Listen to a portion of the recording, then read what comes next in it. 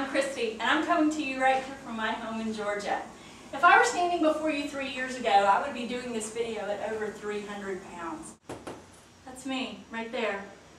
I was born and raised in Georgia, in a place where we are known for our delicious guilty pleasures. Our sweet tea, our pies, our cakes, our butter-laden casseroles. But I made up my mind that that was not necessarily the way I had to live my life. So I looked for partners, and I found one in Philadelphia cream cheese. I developed some recipes that would even make my grandmother, whose hip I grew up on in a kitchen, pause and say, you know what, okay. So tonight I want to share with you a favorite in our house. I want to make you some low country shrimp and grits, a dish that you can feel good about putting on your table, putting in your children, putting in yourself, that is timely to make, that is cost effective to make, and that is delicious, and is going to not make you sacrifice a thing. So let's get started. I have already done a little bit of pre-work. What I do, guys, as a mom, as a business owner, as a busy person, I take about an hour every Sunday and I prep for my week. So I have already picked myself up some shrimp at my local grocery store. It's already steamed, it's already deveined. All I had to do was just tear the tails off. I picked myself up some turkey sausage to throw in there because if you've ever been to any restaurant on River Street in Savannah, you know that you're not going to really get a lot of shrimp and grit recipes that don't have a little bit of sausage in them somewhere. But where we change up what we're going to do is we're going to add a little more flavor to our grits without any butter.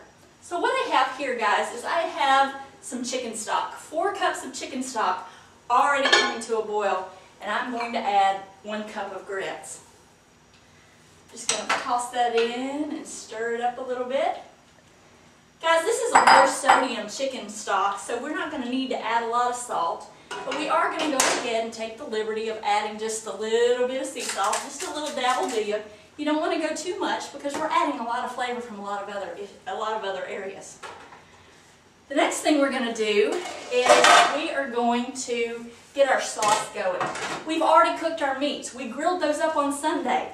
We're going to be good for a few days because when we're done, we're going to toss it all in this casserole pot, put it in the oven, and in a few minutes later, we're going to be good to go. But this is where the flavor is really going to come alive. We're going to start off by putting roughly about a tablespoon of olive oil in our pan. Let me light up here. So we're just going to go kind of a couple times around the pan. And then we are going to take medium onion. I like sweet onions, but that's because I'm from right here in Georgia. And then we're going to take about a cup of grape tomatoes, and we're just going to get that sauteing. Now, guys, you want to keep an eye on your grits. This is something you won't want to cook until the day you're going to make your food, because this is a quick cook. This is something that does not require a whole lot of time. So this is something you can come home from work and just throw right in your pot and you're good to go in no time. So we're just going to give that a stir there. Let that cook a little bit while we get our onion and our tomato going in our pan. I choose chicken stock because it'll add a little bit of an all-day flavor like I've been absolutely slaving away.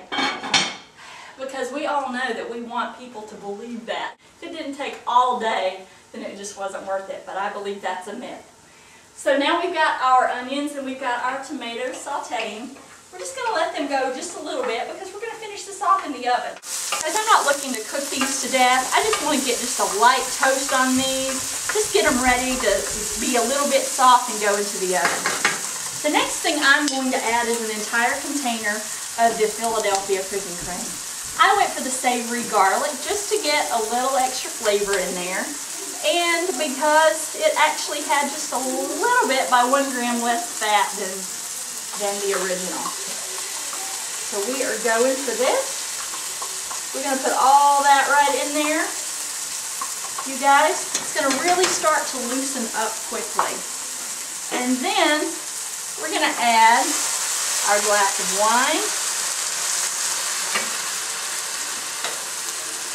Add our glass of wine slowly.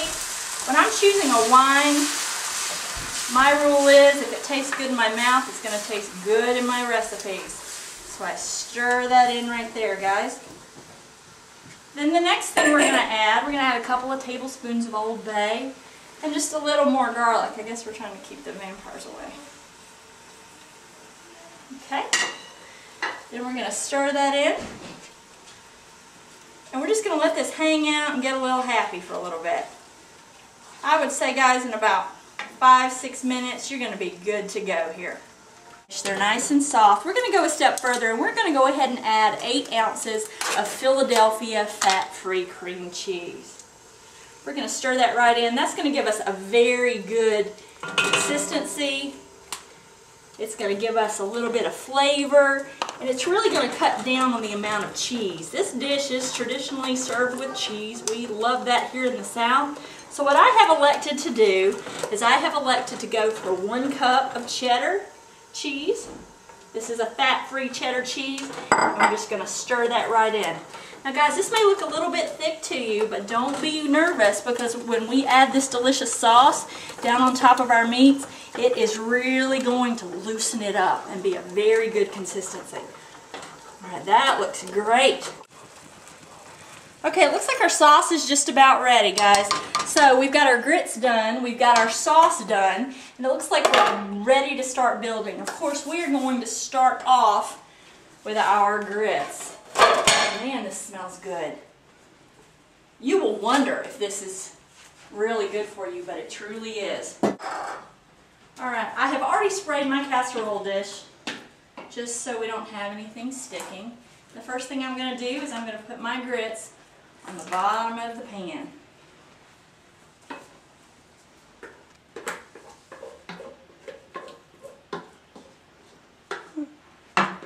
Okay, that's going to go right in there. I'm going to spread this out so that we get just a nice little layer going in our pan.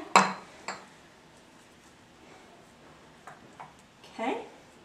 The next thing we're going to do is we're going to add our sausage. Like I said, guys, I just picked up a 14-ounce package of turkey sausage, and we're just going to layer that right on top. I grilled it up, only took a couple of minutes, and then we're going to add 2 cups of shrimp. Guys, if you get shrimp from the freezer section, whatever your choice for shrimp is, whatever your quick go-to is, you're going to be fine. Now, this is where our flavor really comes into play.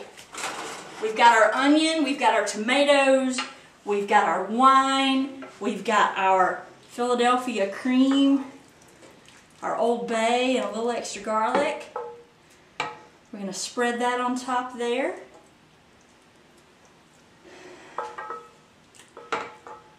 And then just for a little extra added protein, there we go, that looks good.